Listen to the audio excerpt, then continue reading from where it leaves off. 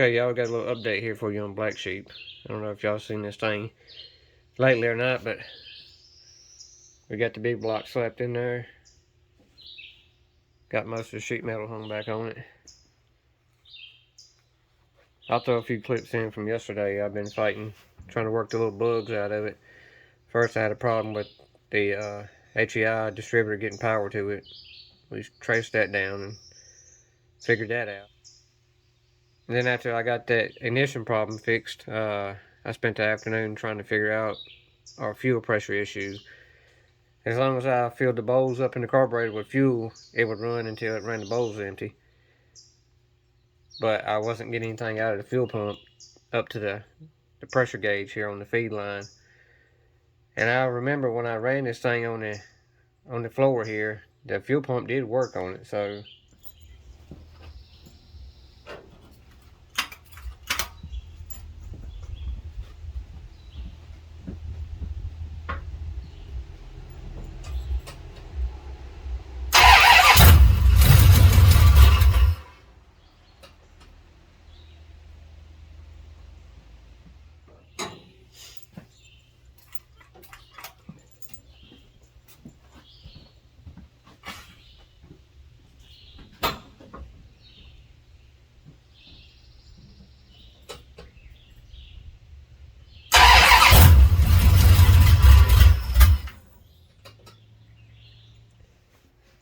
the only thing I could figure was there was some trash in the line, and when I hooked that gas line up there, that pump must have got clogged up with something. Cause I do have a siphon pump that I hooked straight to the feed line coming from the tank, and I drew some fuel through there, and it did have a small amount of trash. I'm thinking maybe a dirt dauber or something got in there and clogged up that line a little bit. But I went by Riley's and picked up a new pump. So got that. I know these are kind of janky, but just to see if it's getting fuel up to it, I'm gonna run one of these clear filters just for the time being. That way I don't have to keep taking the line on and off. And then I picked up a lower radiator hose. I think this one might work for our situation. The upper radiator hose, I'm still trying to figure out something on that one. Probably end up having to run a flex hose on that one. But I'm gonna throw these parts on. We'll get back at you in a minute. Okay, y'all, I got that fuel pump installed. Put a new inline fuel filter on it. Everybody else is at work and school today, so I'm gonna set y'all up on the tripod and let y'all watch the fuel pressure gauge for me. I temporarily disconnected the ignition power just so it wouldn't fire. I just wanted to make sure it's building fuel pressure before we go any farther.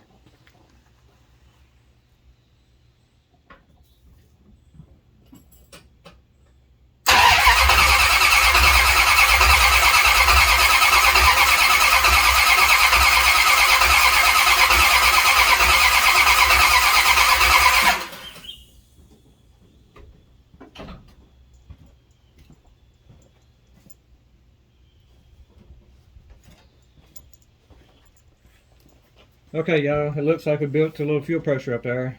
I see a little fuel in the bowls now, so I'm gonna plug the ignition up and see if she'll run. Keep in mind, I don't have a throttle cable hooked up to it right now, and I don't have a timing light hooked up right now. I just got the timing set kind of conservative. We'll see how she does. Let's see if we can't get the light off.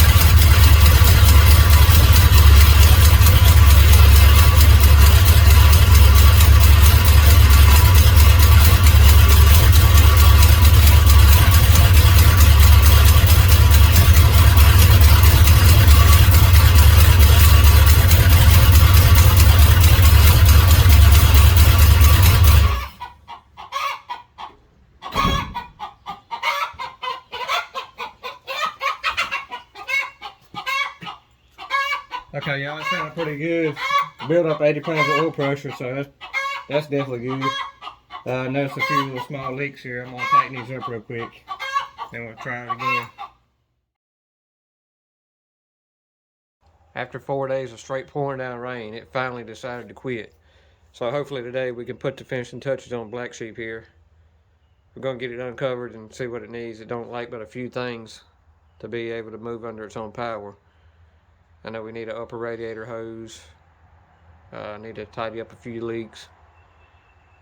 Still need to install the shifter, but we still have the back of the truck on ramps right now. It's in neutral, so we can start it. Have to put water in it too, so we'll make sure we don't have any heating issues. So y'all hang tight. We're gonna get it uncovered and get cracking here. This is all just temporary. We got the longest flex hose they had at O'Reilly's. So I didn't want to come home and end up with one that was too short, so I didn't know exactly how flexible those things were going to be. So we'll go back and grab a shorter one of those. Just keep in mind, a lot of this stuff is just temporary. We have the heater hose bypassed or looped over. As y'all know, the heater core in the strut needs to be replaced, so we'll get around to that hopefully by the end of this summer. So we just got the heater hoses looped over right now. Let's see what else. Temporarily got one of those janky fuel filters on it just so we can see what's going on. Filled it up with nothing but water. That should be fine just to run it. We don't know about head gaskets or anything on this motor, so there's no sense in wasting money on antifreeze it. We're just going to have to drain it back out until we know for sure everything's good to go. I don't know if that battery is going to be strong enough to carry it or not. This battery is from like 2016. It's been neglected, so the alternator is not wired up right now, but we'll cover that in another video. Hopefully that battery has enough juice to run that HEI, enough to get some heat in the motor. Power steering wise, our local parts store here, they make custom hydraulic hoses. I think we're just going to ditch the power steering altogether. We're going to get a hose made to loop the steering box. If any of y'all tried that out there, let me know how it worked. I know you can get a manual steering box, but these trucks are getting hard to find around here, and I didn't really want to deal with the bolts pulling through the frame right there. So went through and checked all the fluids. It's got good oil levels. It's got transmission fluid in it still. Truck's in neutral, so when we crank it, it should run the pump and circulate fluid to the tranny. We temporarily got some gauges hooked up inside, water temp, oil pressure. Don't have a volts gauge right now, but it's not that it really matters. The alternator's not wired up.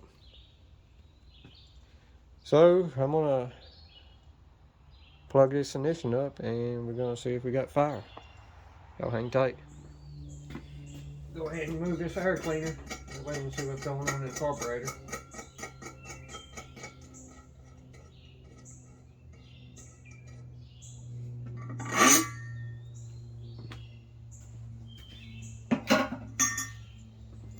The filter's dry, so I know it's going to take a second to get fuel up to it. Keep in mind it's got open headers and we do have a little bit in the exhaust leak, so we'll see what else problems we come up with here.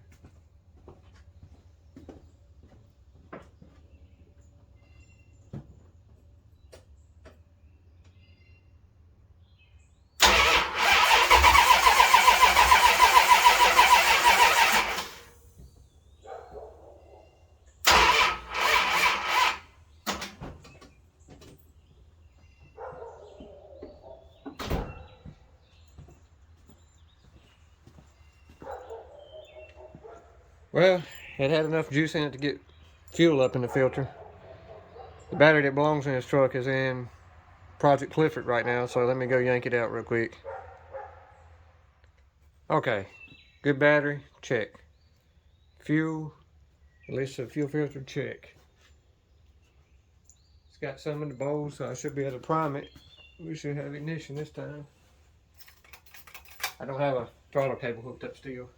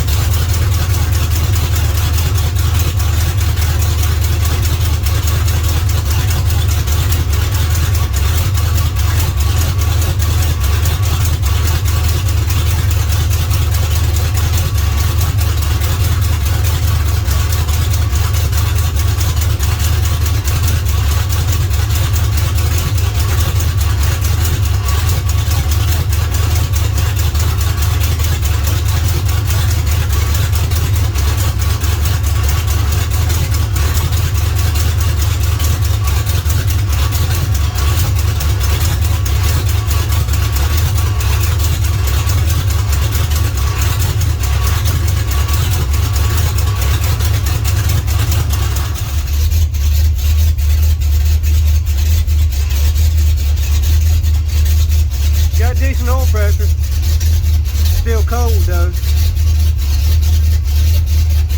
Let it warm up, see how it does. Let all that paint burn off its headers.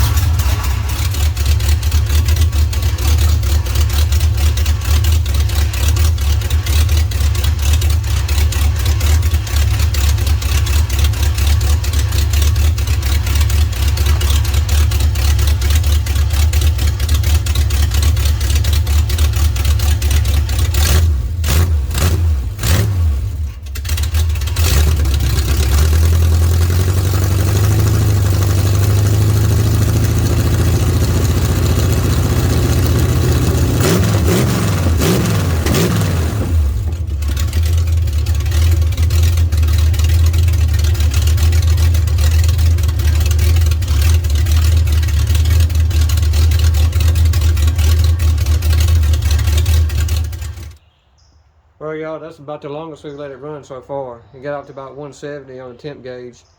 Oil pressure looked good. It was 80 pounds to start with. As it got some heat in it, it thinned out and oil pressure dropped to about 40 at idle. I'm gonna let it cool down, pull a plug and check a plug on it. Sounds like it's running fat. Smells like it's fat. Keep in mind that 650 wasn't meant for this motor. It was meant to go on my 318 or a 360 build, but that's straight out of the box. Just the base settings on it.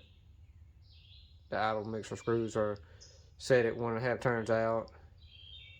The float heights are wherever they came from at the factory. The jets are what they are from the factory. It has no throttle hooked up to it. The curb idle was probably turned down a little low. I could probably bring that up a little bit. The timing is another issue with this HEI distributor. They had to, let me bring you over here. It's gonna be a little shaky for a second. The previous owner had to bash in that corner of that valve cover to get it to clear for the distributor there, which I think it's still affecting it some. It won't let you turn it but so far in either direction. So I might have to look into a set of valve covers, or maybe possibly put this stock distributor back in it with an HEI module, like an external HEI module. Hopefully that was enough heat to burn off all that paint. I let Lucas crank it last week, over the weekend before it started raining. He cranked it up and we let it run for about a minute or so just so he can hear it. He hadn't heard it crank yet, so I kind of surprised him with that when he got out of school Friday.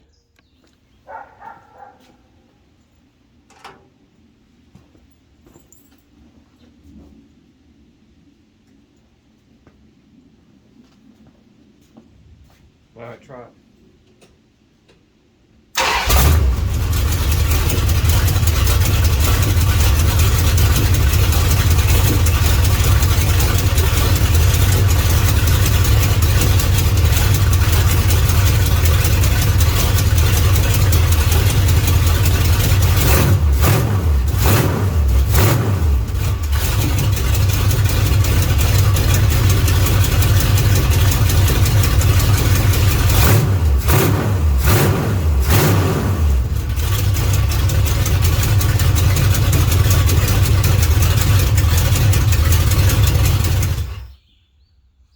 During that initial first startup, I realized we had a leak on the back corner of that valve cover right there, so it leaked a little oil on the header.